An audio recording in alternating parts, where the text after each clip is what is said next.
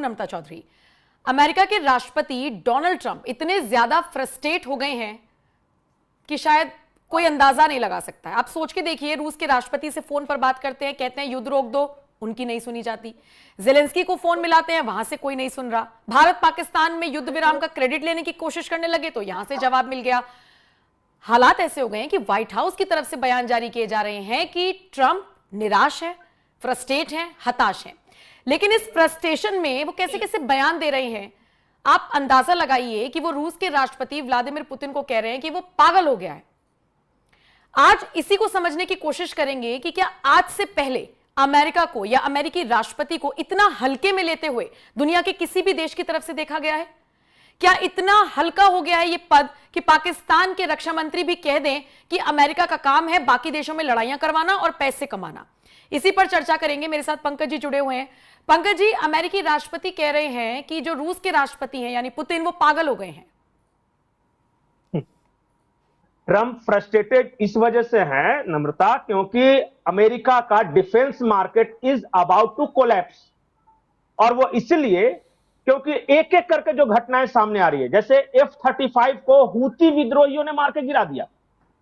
अब हूती के पास और अपनी कोई ऑर्गेनाइज्ड मिलिट्री भी नहीं है, मतलब एक सेमी बारबरिक ग्रुप, वो मार के इनके 5th जनरेशन वारप्लेन को गिरा दे रहा है।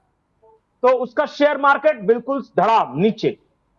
दूसरी बात, इन्होंने एक एयर डिफेंस सिस्टम बनाया है जिसका नाम पैट्रियोटिक है, उन्होंने कीव में तैनात किया, और रशिया के ड्रोन्स और मिसाइल्स ने कीव पर कहर बरपा दिया, इनका बिल्कुल फेल हो गया।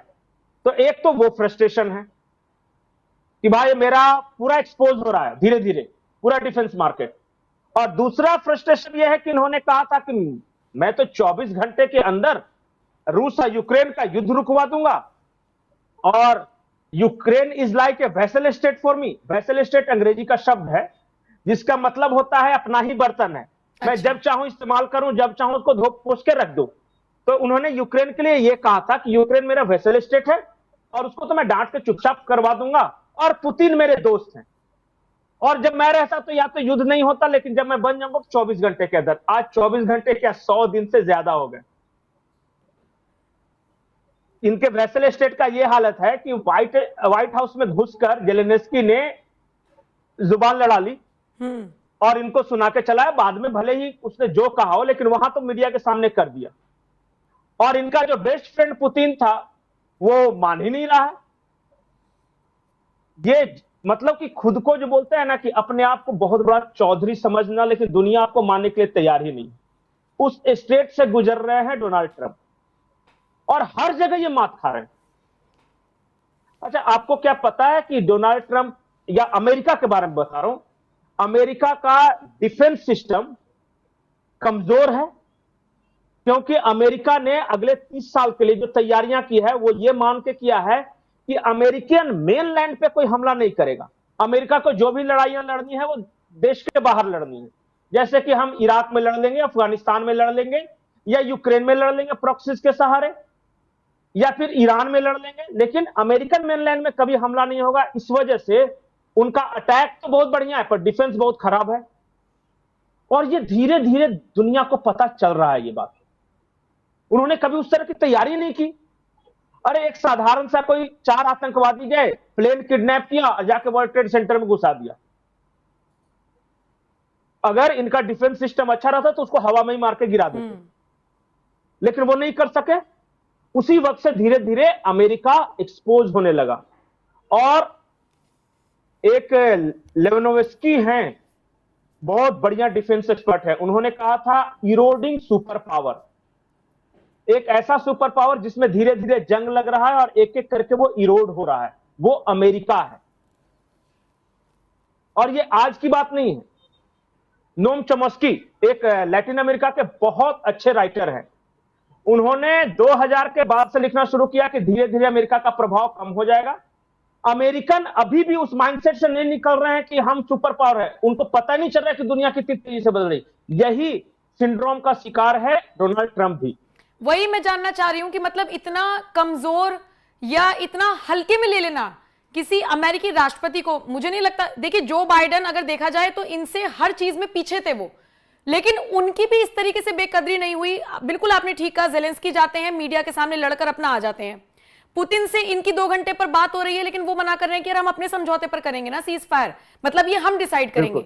भारत की तरफ से बार बार ये बात क्लियर कर दी गई है कि इनका कोई इन्वॉल्वमेंट नहीं था। और मैं फिर वही बात दोहराऊंगी कि पाकिस्तान जो इस वक्त चारों तरफ से घिरा हुआ है, मतलब अफगानिस्तान ले लीजिए, भारत तो है ही डिफेंसिव मोड में, वहां के मंत्री भी इनके ऊपर आरोप लगा रहे हैं। इससे ज्यादा हल्कापन और क्या हो सकता है कि खुद व्हाइट हाउस को कहना पड़े कि ये फ्रस्ट्रेट है, हताश है, निराश है कि इनकी कोई सुन नहीं रहा है। अमेरिका की स्थिति कमजोर हो रही है, इसलिए वहां के राष्ट्रपति कमजोर दिख रहे हैं। अच्छा बताइए, पिछले 4-5 दशक में अमेरिका ने कोई जंग जीती नहीं, लड़ी बहुत सारी है पर जीती कोई नहीं। जैसे वियतनाम वार के बाद इनकी एक जीत नहीं हुई, वियतनाम में हारे, उसके बाद अफगानिस्तान में हारे, कोई फैसला नहीं हुआ, इराक में भी कोई फैसला नहीं हुआ कि उनकी संपूर्ण जीत नहीं हुई। ये सब वैसे वैसे देश थे जो बहुत छोटे थे, कमजोर देश माने जाते थे, जिसके खिलाफ ये लग रहा था कि अमेरिका तो जाके 10-20 दिन में कब्जा करके सारा कुछ सेट कर देगा। ये जान के सॉफ्ट टारगेट ढूंढ रहे थे ताकि हमारा दबदबा बना रहे, लेकिन वो सॉफ्ट टारगेट भी इनसे नहीं हारे। अच्छा, अफगानिस्तान के पास क्या था? एयरफोर्स भी नहीं था, लेकिन फिर भी वहां ये फैसला नहीं कर सके। अंत में छोड़ छाड़ के आना पड़ा सारा हथियार वगैरह, $2 बिलियन का। वियतनाम, अमेरिका के सामने ताकत में कुछ नहीं था, लेकिन वहां से भागना पड़ा इनके सैनिकों को।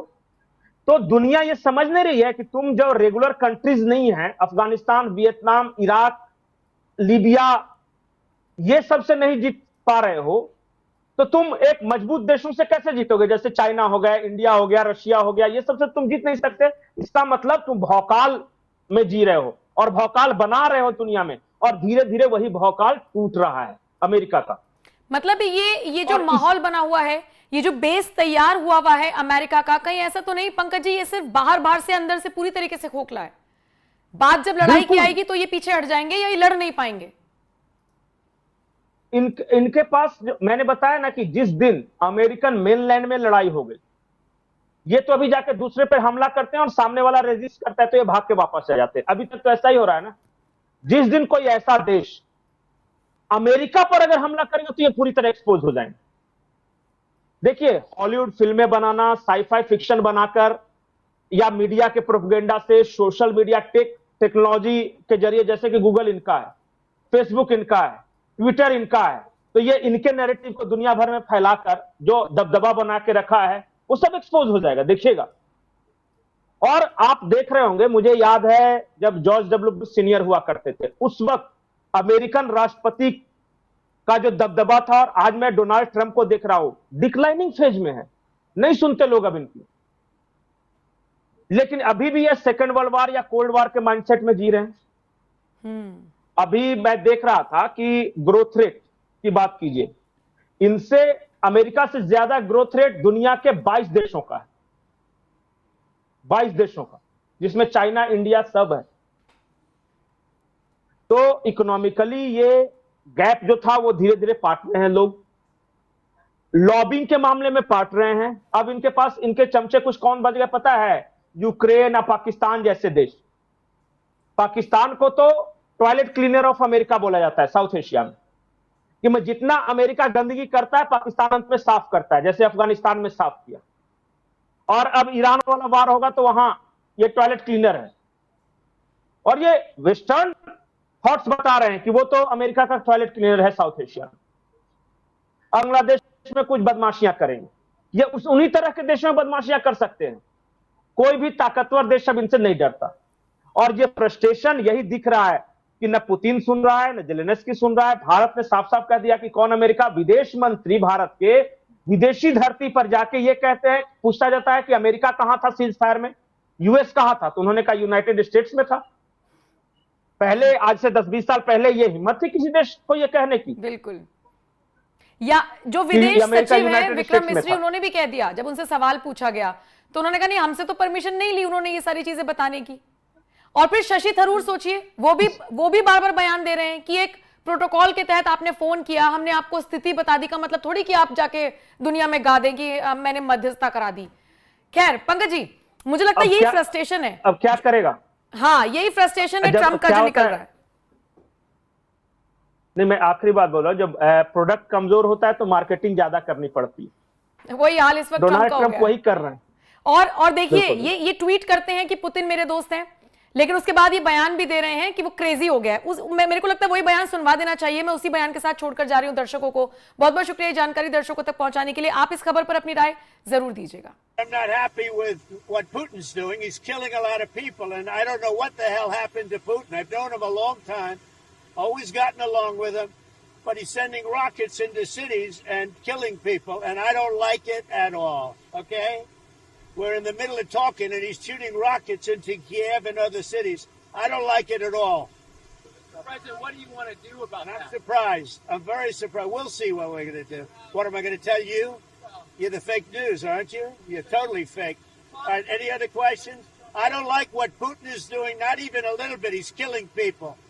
And something happened to this guy, and I don't like it.